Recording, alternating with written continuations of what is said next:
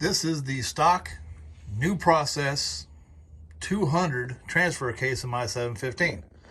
If you notice, there's two outputs for the rear drive shaft. It's not supposed to be that way. This is the factory output, offset output for the 715. If you have your drive shaft driving from there, there's gears that transfer the power from the other side of the transfer case where it comes in the input shaft over to here, and they make a heck of a whining noise. The thing just sings going on the road. Well, the Dodge M37, where everyone knows is the power wagons, they had the same transfer case, the NP200, but they had direct drive, direct straight through drive. So vintage power wagons had this kit, I don't know, 20 years ago I bought, that made it so I could make my 715 direct drive. It was a bolt-in kit, the yoke and the drive shaft, and then the pieces there. But you can see the integrated driveline brake and just the now useless output shaft on my 200 with the stock 715 two cross members. Okay, we're gonna go look at a 205 next, but that's a 200 with the offset drive. This is the back view of a new process 205 transfer case. Yeah, there's a BMW 6-cylinder engine here and a 6.2 in a can. It's the back of a trailer. I feel like picking this heavy son of a gun up. So those are the stock 715 cross members with the little pedestal. And I measured it out, so I had made these brackets on both sides to be perfect and make it sit in the exact same spot as the 200 and the 715. I built another set of mounts exactly like these for another 205. I put into a truck for a 715 for somebody that had a Cummins 6BT. My brackets were off just enough in every single dimension that I had to start over. So between the brackets not being right and, okay, let's talk about the 205 first. It has aluminum plate right there. If you remember from earlier, that is where the output on the NP200 is. The 205 and the 200 inside are pretty much exactly the same. The 205 case has that orange red thing there. That's a PTO. The 200 does not have a PTO port. So if you need a PTO, a 205 is definitely what you need to get to. Now you also notice I have a 715 brake on here. It is fully integrated and fully set up, and it turns and everything else.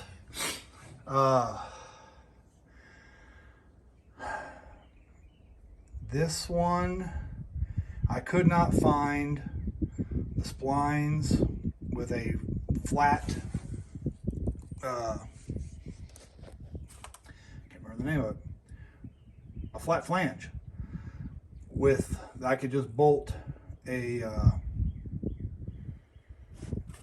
yoke onto, and not wanting to, since I got the stock axles, not wanting to go to the, what is it, 1410 is the big U-joints the corporate 14 bolts have.